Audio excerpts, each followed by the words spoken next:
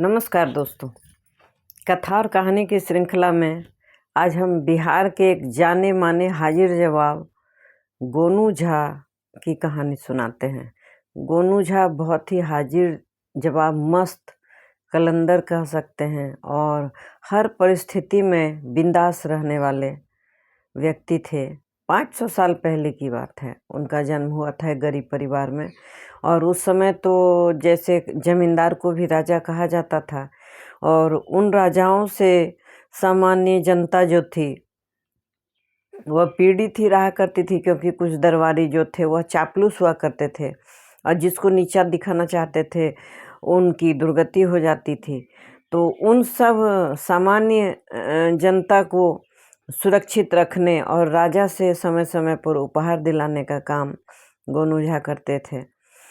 तो एक दिन की बात है, एक मल्ल युद्ध करने वाला खिलाड़ी आया।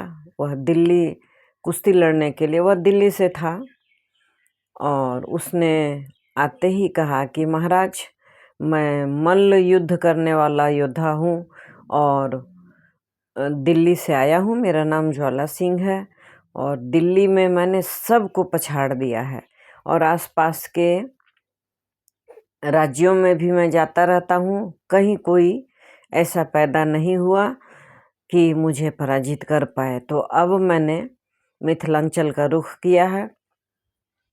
कोई है तो बताएं और मैं उससे युद्ध करूँगा और मुझे आशा है कि मैं उसे पछाड़ दूँगा। जो मिथिला नरेश थे वह भी कुछ मल्लों को पाला करते थे, दूध घी पिलाया करते थे और अभ्यास किया करते थे उनके मल्ल। तो उन्हें भी अच्छा लगा, वह भी कला प्रेमी थे। उन्होंने कहा ठीक है, आप आए हैं तो आपका स्वागत है। हमारे यहाँ भी कुछ मल्ल हैं जिनसे आपकी कल भिड़ंत हो गया। आज आप आराम कीजिए, आज आप मेरे मेहमान हैं और कल सुबह अखाड़े में भेंट होगी। ज्वाला सिंह आराम करने लगा।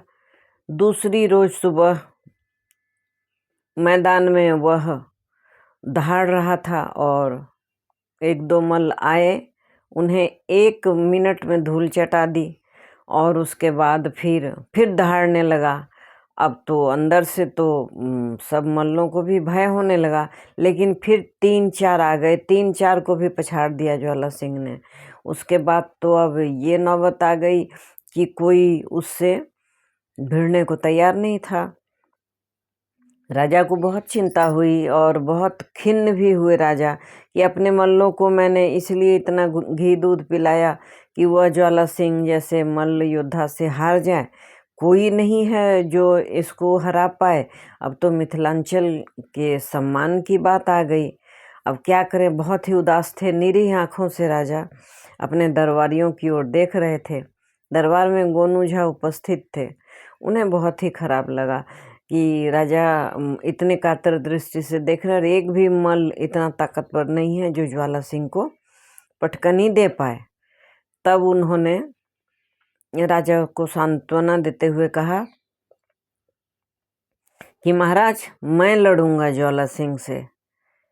तो राजा ने अचरज से उन्हें देखा और वह समझ गए कि ये लड़ने वाले तो हैं नहीं, लेकिन यह जरूर किसी तीक्ष्ण बुद्धि का प्रयोग करके इसको पटकनी देंगे और इसे हराएंगे।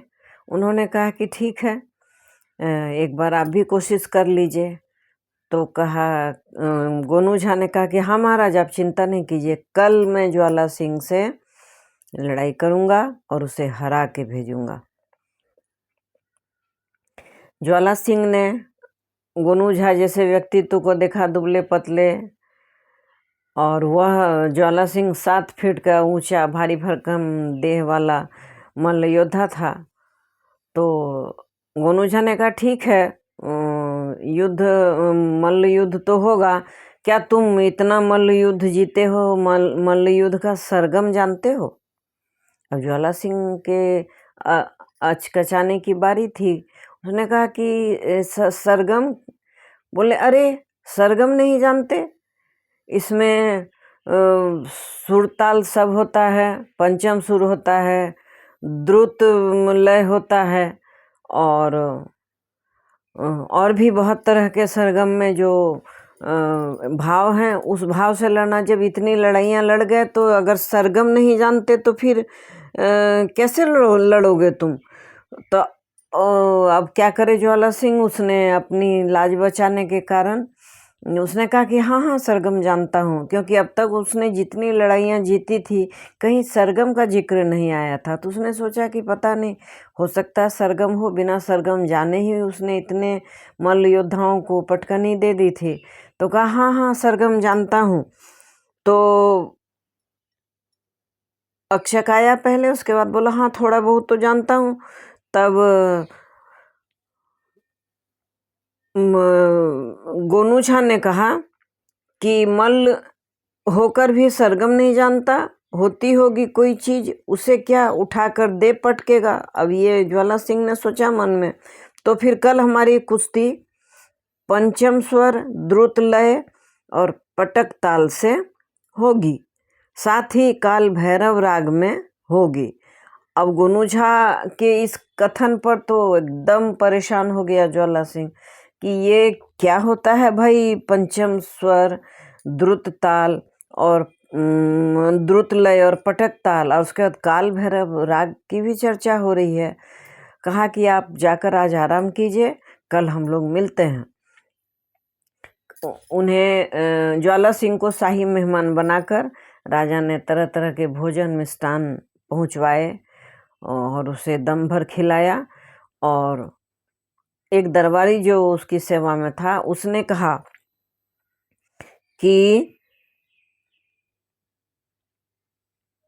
आप अभी बहुत युद्ध लड़े होंगे, लेकिन अभी गोनू झा से आपकी भेंट नहीं हुई है। गोनू झा बहुत खतरनाक कुश्ती के खिलाड़ी हैं। तो गोनू झा ने दिन में ही बता दिया था कि महाराज मैं अब कुश्ती तो लड़ता नहीं, क्योंकि बचपन में मैं जिस से लड़ा उसकी रीढ़ की हड्डी टूट गई, और हमारे हथेली में मान हत्या की रेखा है। तो हमारे माता पिता ने मना कर दिया कि तुम युद्ध नहीं लड़ो, क्योंकि युद्ध लड़ना एक चीज़ है, कुश्ती लड़ना एक चीज़ है, और किसी को जन्म भर के लिए घायल कर देना दूसरी चीज़ है। किसी को शरीर से अक्षम बना देना तो बहुत बुरी बात है। तब घर वालों की बात मानकर ही मैंने मल्लयुद्ध छोड़ दिया था। अब इन सब बातों का बहुत प्रभाव था ज्वाला सिंह के दिमाग पर। उसके बाद दरबारी ने उससे थोड़ी देर बातें की और कहा कि खैर कल बहुत मज़ा आने वाला, क्योंकि गोनू झा में इतनी फुर्ती है और इतनी कलाएं जानते हैं वह कि कोई भी योद्धा उनके सामने 5 मिनट से ज़्यादा नहीं टिक सकता। अब एक तो खाना भारी था, दूसरे दिन भर के बातों का जो प्रभाव था, ज्वाला सिंह अंदर से हताश था।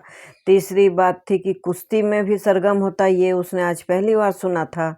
चौथी बात, देर रात तक दरबारी ने उसे जगा दिया था, तो उसके अंदर से हताशा अपना सिर उठाने लगी थी। तो वह एकदम अपने होठों पर जी फिराने लगा और उसने कहा भाई जाओ, अब तुम मुझे सोने दो, सुबह फिर उठना है। तो दरबारी हंसता हुआ वहाँ से निकल गया। और अब सुबह हो गई, पूरी सभा लगी, मल्ल युद्ध जहाँ होना था उस मैदान में, और गोनू झा दहाड़ने लगे और चारों तरफ भीड़ जमा हो गई कि गोनू झा की कुश्ती कैसी होगी, देखा जाए। राजा ने तो समझ लिया था कि गोनू झा क्या कुश्ती लड़ेंगे 7 फीट लंबे चौड़े आदमी से, लेकिन वो जानते थे कि इनकी बुद्धि बहुत तेज है, या कोई न कोई कला निकाल देंगे जिससे ज्वाला सिंह हताश और परेशान होकर हार जाएगा। और बहुत देर दहाड़ने के बाद जब खबर हुई तो पता चला कि ज्वाला सिंह रात के अंधेरे में ही मिथिलांचल से भाग गया था। और यह सुनकर गोनू झा के अंदर और ताकत आ गई और वह और दहाड़ने लगे। और यह देखकर राजा ने उन्हें सम्मानित किया और कहा कि आपने मिथिलांचल की लाज बचा ली और उन्हें ही मल्ल योद्धा घोषित किया और बहुत सारा इनाम देकर विदा किया। तो इस तरह के थे गोनू झा कि बातों के प्रभाव से, मनोवैज्ञानिक तरीके से वह लोगों को परास्त करते थे और उनके जो दुश्मन थे, उनके जो विरोधी थे, उनको जो नीचा दिखाने वाले होते थे या मिथिलांचल की लाज पर जब ठनती थी, बनती थी, तो वह ठन जाते थे और किसी न किसी तरह अपने प्रतिद्वंद्वी को हताश करके पराजित कर देते थे। आशा है कहानी अच्छी लगी होगी। अच्छी लगी तो लाइक करें, शेयर करें, चैनल में नए हैं तो सब्सक्राइब करें। एक बेल बटन आता है, उसे हिट अवश्य करें। Thanks for watching.